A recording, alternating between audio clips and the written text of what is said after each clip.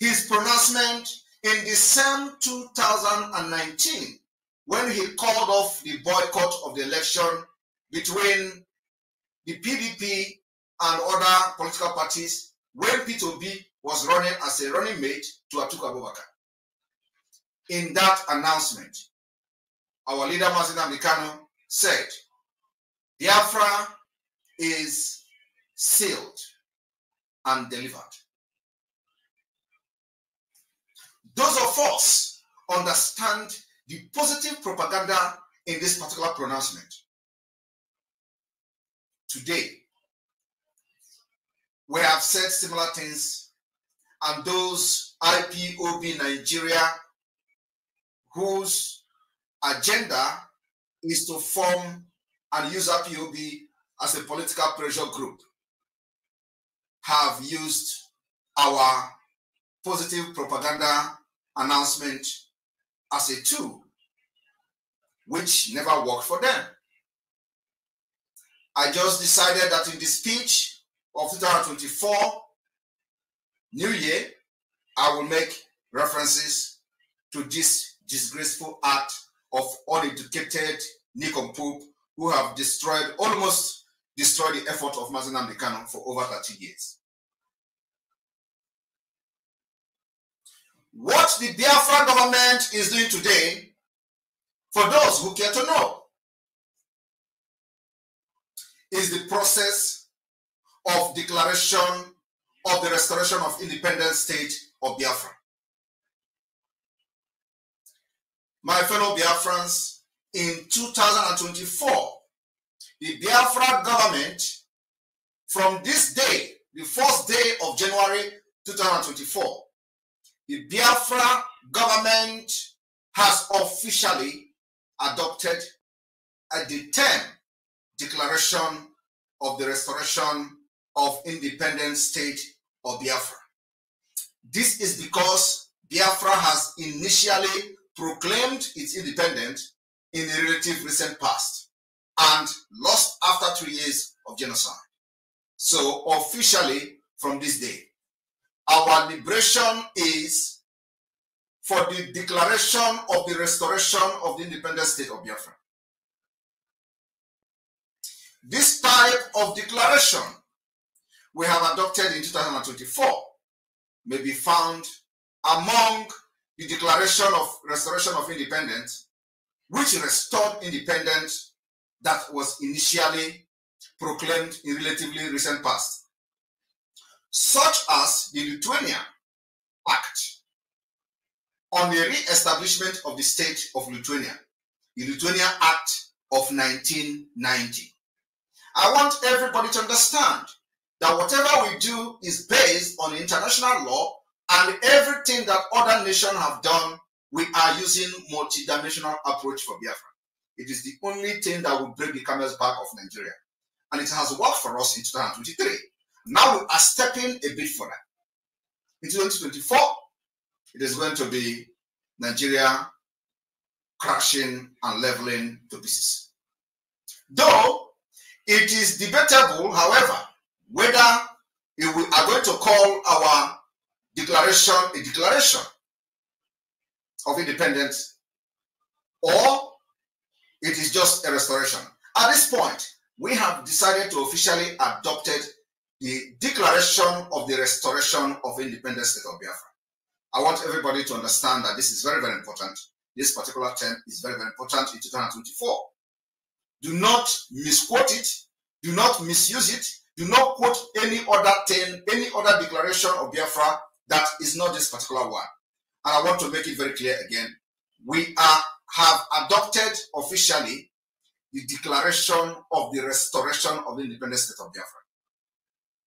Further, a few declarations such as the 1976 proclamation of the Sahrawi Arab Declaration or Democratic Republic, Western Sahara, proclamation of 1976, commit the emergent state to the armed liberation of its people, as well as support for other liberation movements around the world.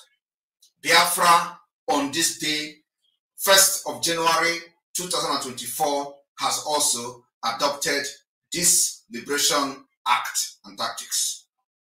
And we also, furthermore, support every other liberation movement around the world in accordance with the international law and accepted standard of freedom fighting.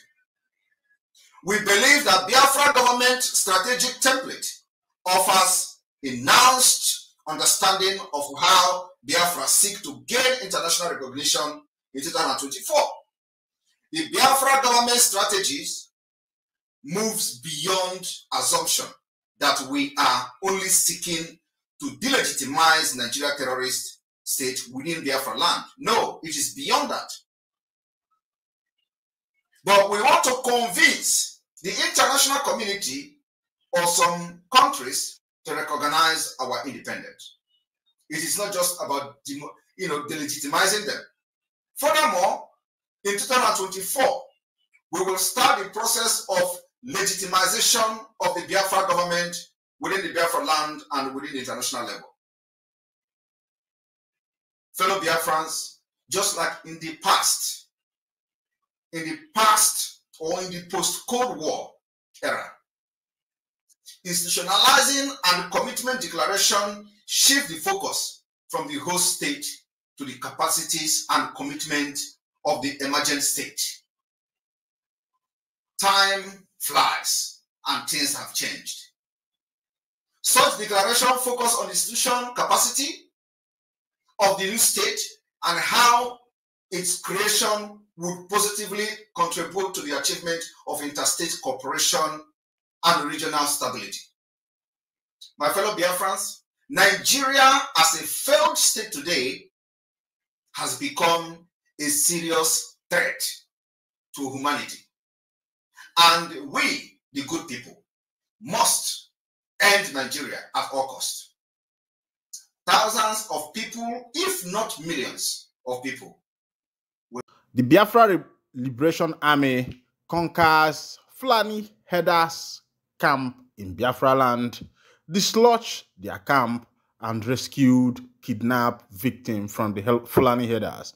Good morning, good afternoon, good evening. Welcome back to this wonderful channel where we'll bring you back-to-back updates and information as it is hot. In case it's your first time of joining us on this wonderful channel, kindly go ahead and subscribe, like, comment, share, and also remember to on your notification button so that whenever our news drop, you go be the first. We'll collect them.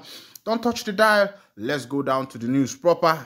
As it is hot, the Biafra Liberation Army don't conquer the men of the Fulani Headers where we see now then the day inside the bush along Lord Banta and the rest of them. They carry people where they carry people, they demand for money. As they be keep on the leak say now those headers where we say the day around that side. Now then they carry out that perpetration, then they perpetrate that kind of act. But they never get witness as the people they deny them. But as they be live now, the men of the Biafra Liberation Army don't say waiting they saw observe. Say this place now, Obodo Seme, they put her there, and so they enter there. Go give water to those men. As it be, they say they don't rescue some people where we say it there for those boys them camp. As it be, Enugu police declare man wanted for attempted kidnapping and assassination. They say Enugu police don't declare one man like that wanted, or they call it name.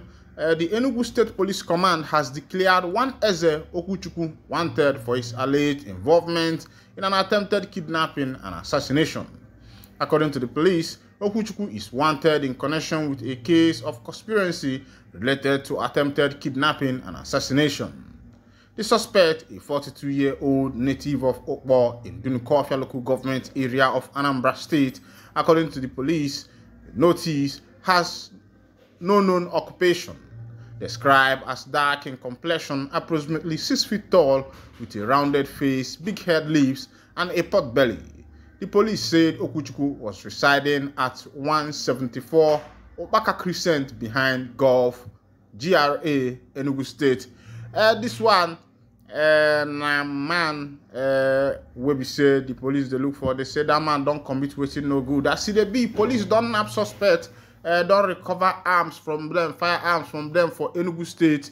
For that Enugu State, it gets plenty things where we say it don't they happen now, especially those Fulanis where they do their bad things for between the border of Enugu and the other state, Benue State, where we say they there. That road now, if you travel and come back, your name na Chizoba. Because the people fit kidnap you, put you for video, flog you. You get one video wey trend that time, but I no go carry that kind of video put for this community because the community know they like them. As it be, the Enugu State Police Command has arrested two suspects, Emeka Fidelis and Sochema Okpara, with firearms and ammunition found in their possession, respectively at Ogbeke, Nike, and Trans-Ekulu area of Enugu. This was disclosed in a statement by the spokesperson for the State Command, Daniel Ndukwe, on Wednesday. According to Ndukwe, the suspects were apprehended by operatives of the Unit Police Division and Crack Squad Tactical Team, recovering the harmful weapon from them in different locations across the state while discharging their duties. He said police operatives serving in Unity Police Division and Crack Squad Tactical Team of the Enugu State Command respectively have arrested 2 male suspects and recovered 2 firearms with 8 live ammunition of .9 mm calibre from them. When I don't see as they happen, I want to use this opportunity to advise young people. I beg, make una carry hand come on for bad things. You know they pay. As to the thief, one day they say every day now for the owner or now for the thief, one day now for the owner of the house. And as they be, they say if they catch thief, he go pay 7-fold of what he has stolen. As they be, Nigerian customs don't confiscate about hundreds of trailers with goods worth of billions of naira. Customs confiscate 139 trailers of rice, other banned cargo valued at about 10 billion naira.